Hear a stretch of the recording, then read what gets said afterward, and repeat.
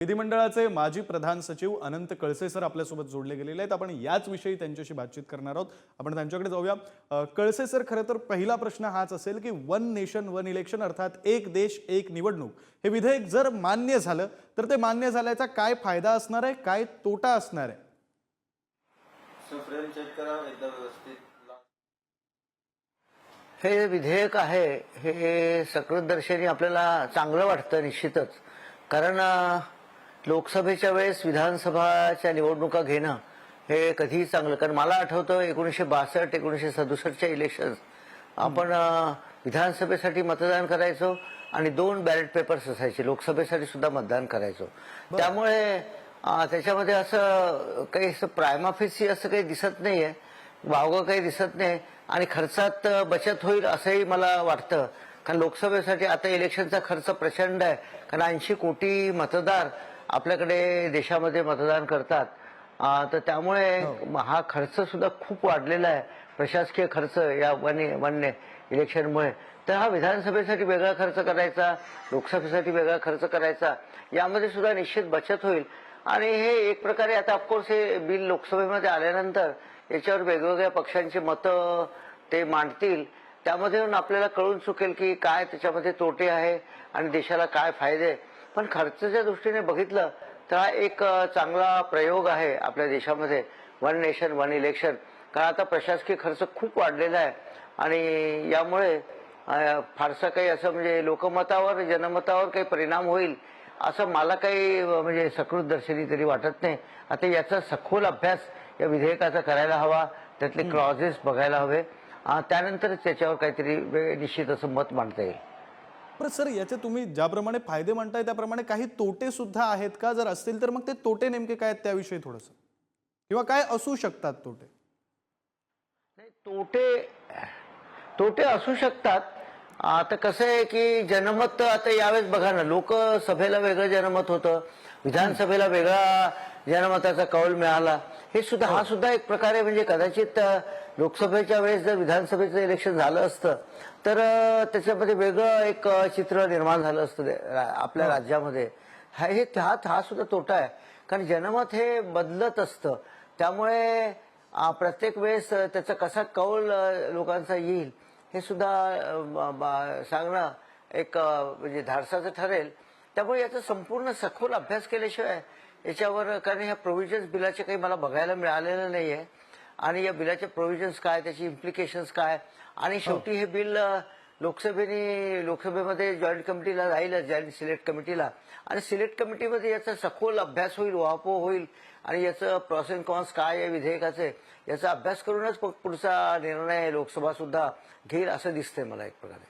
तर सर, आणखी एक चर्चा जी आहे या विधेयकासंदर्भातली, ती चर्चा अशी आहे की हे विधेयक जर मंजूर झालं, जर पास झालं, जर जेपीसी कडून सुद्धा त्याला मान्यता देण्यात आली तर राष्ट्रीय पक्षांना याचा मोठा फायदा होईल, मात्र जे लहान पक्ष आहेत, जे प्रादेशिक पक्ष आहेत, त्यांना तोटा होईल असं सुद्धा बोललं जातंय। असं होऊ शकतं हे विधेयक जर पास झालं तर वस्तुतः? नाही, आता लहान पक्षांना तोटा कसा होईल किंवा राष्ट्रीय पक्षाला फायदा कसा होईल हे आता कसं एक्सप्लेन जर त्यांनी चांगल्या प्रकारे करू शकले जेपीसी मध्ये वगैरे, तर मग त्यानंतरच त्याला निश्चित असं एक रिप्लाय देता येईल, उत्तर देता येईल। कारण फायदा तोट्याचा हा प्रश्न नाहीये, कारण हा देशाचा एक देश एक निवडणूक ही संकल्पना खरोखर चांगली आहे। कारण काय, एकाच देशामध्ये दोनदा निवडणुका घेणं विधानसभेसाठी लोकसभेसाठी हे एक थोडंसं आपल्या देशाच्या दृष्टीने आर्थिक संतुलन राखण्याच्या दृष्टीने सुद्धा फार कठीण आहे। त्यामुळे यामध्ये सखोल आता काय चर्चा होती लोकसभेमध्ये त्यानंतरच आपल्याला कळू शकेल असं दिसतंय मला एक प्रकारे। बरं कळसे सर, तुम्ही बोलताना मगाशी क्लॉजेसचा उल्लेख केलात, अर्थात क्लॉजेस जे आहेत ते अद्यापपर्यंत आपल्या समोर आलेले नाहीत। मात्र एक प्रश्न जो सामान्यपणे सगळ्यांना पडलाय, सगळेजण त्याविषयी बोलतायत, तो म्हणजे असा की एकाच वेळी लोकसभेची आणि विधानसभेची निवडणूक झाली, दोन्हीकडे सरकार स्थापन झालं आणि त्यानंतर कार्यकाळ पूर्ण होण्याच्या आधी जर लोकसभेचं म्हणजे केंद्रातलं सरकार हे जर कोलमडलं तर मग राज्यातल्या सरकारचं काय होणार? निवडणुका दोन्हीकडे होणार की मग काय होणार? या संदर्भातले क्लॉजेस काय असू शकतात? कोणत्या वेगवेगळ्या प्रकारचे क्लॉजेस असू शकतात? शक्यता काय असू शकतात त्याविषयी थोडं? नाही, हे अगदी स्पष्ट आहे। याच्यामध्ये लोकसभेचा कौल वेगळा मिळणार आणि विधानसभेचा कौल वेगळा मिळणार। कारण जनमत दोन्हीकडे वेगवेगळं येणार कदाचित. त्यामुळे जर लोकसभा आहे आणि विधानसभेचं सरकार कोसळलं तरी लोकसभेवर काही परिणाम होणार नाही, किंवा लोकसभा कोसळली सरकार कोसळलं तरी विधानसभेचं सरकार तेच राहील. यामध्ये काही म्हणजे मला वाटत नाही काही एक डिस्क्रिपन्सी असेल. कळसे सर, आपण पाहतोय आता कशा प्रकारे विरोध जो आहे तो सुरू झालेला आहे आता लोकसभेमध्ये. काय नेमकं कारण असू शकतं विरोध करण्याचं, विरोधकांचं, इंडिया आघाडीचं राजकीय कारण, पॉलिटिकल रिझन नेमकं काय असू शकतं या विधेयकाला विरोध करण्याचं? नाही, याच्यामध्ये एक दिसतंय की लोकसभेमध्ये जी चर्चा चाललेली आहे त्यामध्ये कसं दिसतंय की जर लोकसभेमध्ये सत्तारूढ पक्षाला जर बहुमत मिळालं तर तेच बहुमत कदाचित सगळ्या विधानसभामध्ये किंवा राज्यामध्ये, राष्ट्रामध्ये मिळू शकेल. आणि त्यामुळे एक पक्षाची एक वन पार्टी रूल असा स्थापित होईल आणि यामुळे एक प्रकारे हुकुमशाहीकडे कदाचित देश वाटचाल करेल अशी भीती विरोधी पक्षाला वाटते. तर त्यामुळे त्यांना ते छोट्या पक्षांना थोडासा मारक पडेल हे विधेयक.